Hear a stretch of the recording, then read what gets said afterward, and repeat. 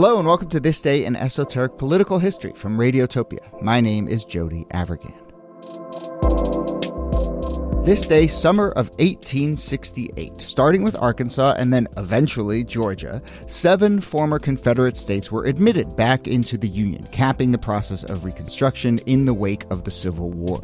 The Reconstruction Act had stipulated that Southern rebel states stay under Northern military jurisdiction until they installed new governments loyal to the North, formally adopted the 14th Amendment, which granted citizenship to all people born in the United States, including formerly enslaved Americans. This was certainly contentious for the southern states, but also for the government in the North, where Congress, which was very interested in, I would say, punishing the South and a heavy-handed Reconstruction, well, Congress was battling with President Andrew Johnson, who was a little more sympathetic to southern states and southern legislatures. So lots going on here as the country tries to stitch itself back together. Let's talk about it all and the process of readmittance with, as always, Nicole Hammer of Vanderbilt and Kellie Carter-Jackson of Wellesley. Hello there. Hello, Jody. Hey there. This is another, I've noticed in a micro series of episodes that I personally find really fascinating, which are just the kind of like logistics of the Civil War. I feel like we focus on the military battles and so forth, but we've done episodes about like the South having to write a new constitution when it's, when it breaks away. And now the process of bringing, I'm like, I probably should have been a lawyer or something, but I find this stuff super fascinating. And it says so much about the sort of state of the country at that moment. I suppose we should do our usual disclaimer that when we talk about radical Republicans in this context, those are the more progressive, abolitionist, anti-slavery, pro-union camps. And the Democrats are the ones... Well, how do we characterize the Democrats? Democrats are like usually former Southern slaveholders. They are sympathetic to slavery and, white would like to see it continue. How do I put this in a delicate They're not happy about how the war shook out. Yes, anti-black, extremely anti-black. So the Reconstruction Act, I mentioned it. Obviously there's this larger context of Reconstruction, which is basically the North telling the South, like, here are the things you need to do to get your act together to kind of, since you lost. But specifically on this question, I mean, the thing that strikes me that's really interesting is that it's kind of put on the southern states to get their act together and say, you know what, like, clean your own house. And that, when you're sort of giving people options and putting it back on them, it plays out in all sorts of different ways. Oh, yeah. I mean, a lot of southern states were like, maybe we will and maybe we won't. The fact that I don't think people realize that it takes military intervention. And I don't just mean like the Civil War itself. I mean, the Union and Union soldiers have to be put in place in the South to ensure that they follow through on their promises to get reinstated into the Union. And a lot of that included just protecting Black personhood and protecting Black elected officials who, want to serve in office. That the backlash to Black freedom is immediate. And in some places there is some give. In other places there's a lot of take back. And so you see how states like Georgia are extremely resistant to implementing a lot of these new changes. You see how other states are a little bit more willing to go along in the face of military pressure. But it really takes military pressure in order to keep, the South in line. Because they try it without military pressure right after the war. Right after the war, you have what we typically call presidential reconstruction, where Andrew Johnson, who was very sympathetic to white Southerners, says, you know what, just say you're sorry and it's fine. Come back in. It's fine. And Congress, which was full of radical Republicans, were like, no. Yeah. Because essentially, like, what the Southern states begin to do is they begin to reconstruct slavery under another name. And the Republicans are like, this is not what we're doing. They shut that down. And then that's when you get the military occupations and these demands that you have to do X, Y, and Z if you want the military to go away and if you want to be reconstructed back into the Union. And like Kellie was saying, it goes very differently in different places, in part depending on how many Republicans you have in the state. So in a state like Arkansas, which does not today have the reputation as the most progressive of states, it's dominated by radical Republicans. And so they get to work even before these congressional acts for Reconstruction. They establish universal male suffrage so Black men can vote. They disenfranchise former Confederates, which are mostly Democrats, and that both secures their political power, but it also says, hey, you rebelled against this country, maybe sit it out for a while. But they also put in place other, really progressive reforms, universal public education that's free. And that it looks very different in a state like Georgia. Yeah, Georgia is wild because Georgia has such a large Black population. And so right after the Civil War, less than a generation, like in a year or two, you have Black senators, you have Black representatives who were serving in the state legislature. And this is gobsmacking to a lot of white Southerners that you could be formerly enslaved and now hold political office and have, in effect, political power. And so Georgia, in September of 1868, Georgia expels 3 of its Black senators, 25 of its Black representatives from its state legislature. And this is what prompts basically the federal government to say, well, listen, you cannot kick people out of office. All right, we are sending federal troops back to Georgia to ensure that these elected officials are able to take office. But it doesn't go down without some fight.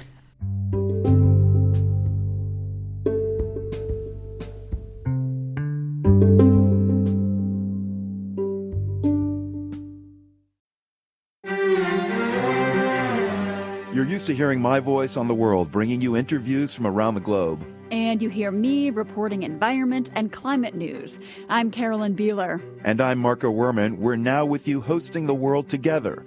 More global journalism with a fresh new sound. Listen to The World on your local public radio station and wherever you find your podcasts.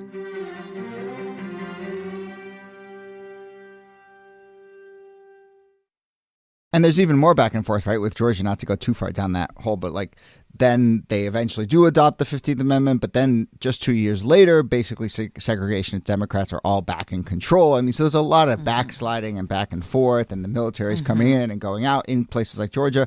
Arkansas, other end of the spectrum, kind of feels like a little more self-sufficient or a little more, they're self-motivated. Self-motivated, that's right. Yeah. It is this really fascinating kind of pastiche of states, but as we were saying, there is this process, and 7 states do eventually kind of work their way back in.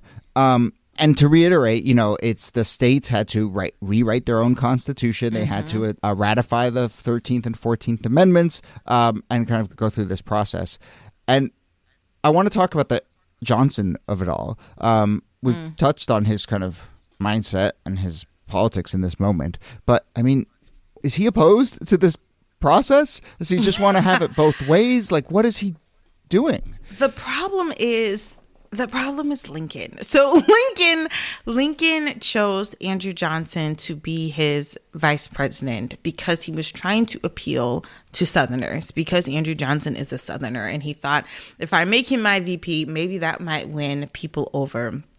It doesn't. And then, of course, when Lincoln is assassinated, it puts someone who's a Southerner and very sympathetic to the South in a position of power. And so the radical Republicans are basically losing their minds because every piece of legislation that they tried to put forth in Reconstruction, Johnson vetoes it. And then the radical Republicans go back and they override his veto. And the only way a lot of this legislation gets through is because the radical Republicans have a majority for a short amount of time. And so they're able to maintain some of these laws, but these laws still have to be enforced by the presidency and, of course, who controls, or by the military, and who controls the military but the president. So it becomes really complicated trying to get a lot of these changes implemented, because you can have it on paper, but it doesn't mean much if you can't enforce it on the ground. And Andrew Johnson is the obstructionist president. He tries to do everything to obstruct the progress that the radical Republicans are trying to put in place. And it slows down the process tremendously. It slows it down, and Congress is very tuned into Johnson's power. And so they're not only overriding his vetoes, but they're looking for other ways to keep him from exercising presidential powers. They look for ways to bar him from nominating justices to the Supreme Court. They want to take away his title as commander-in-chief of the armed forces. They want to give all the power to Grant and be like, okay, you can't remove Grant from the head of the U.S. Army. That's no longer within your power. You have to have the Senate approve doing that. And of course, they try to impeach him. Mm-hmm. And for all of that, though, when Congress overrides his veto, Johnson does execute those decisions. Maybe he does it because he's scared of being impeached. Maybe he does it because he thinks it's his role as a president. But he does send troops into the South. He does oversee the protection of Black voters during the few short years left in his presidency. Yeah, it's incredible. Sometimes I know we can't do counterfactuals or anything like that, but sometimes I wonder, what would it have been like if Lincoln's successor was a radical Republican? If his successor or if his vice president was like Thaddeus Stevens or someone like that, what would have been enforced? What might have changed? But I think the South, a lot of Southern states, were looking at Johnson and saying well, the president said, and they are consciously maneuvering around what they think he will allow. And the radical Republicans just don't have a lot of agency when it comes to telling Southerners what to do. Yeah. I mean, he seems to want it always, playing all the sides, knowing that he can stick up, he can cause a stink over here because he'll get overridden in some way. There's probably some element of that, knowing that the radical Republicans are going to get their way regardless. But yeah, it is very destabilizing behavior to say the least. And it doesn't make the transition a smooth one. I think it's confusing. And for Black people who are just trying to get insurance of their basic, rights, citizenship, the end of slavery, because there are still some slaveholders that were like, I'll pay you when I pay you, you're free-ish. There was a lot of that and a lot of violence all throughout this decade. The 1860s and 70s, there are race riots that are breaking out all over the country because there's huge refusal on behalf of the South to accept this new world order. Yeah. All right. Well, let's leave it there. But just to remind folks, this is in this moment, we have Alabama, Arkansas, Florida, Georgia, back and forth a little bit with Georgia. But Georgia, Louisiana, North Carolina, and South Carolina are the states that get readmitted in this window of time, starting in the summer of 1868. But we will leave it there. Nicole Hemmer, thanks to you. Thank you, Jody. And Kellie Carter-Jackson, thanks to you. My pleasure.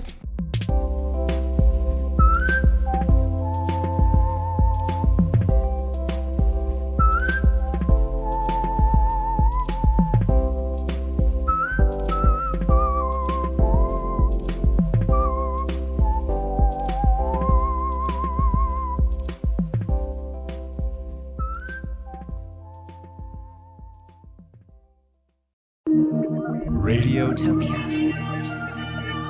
From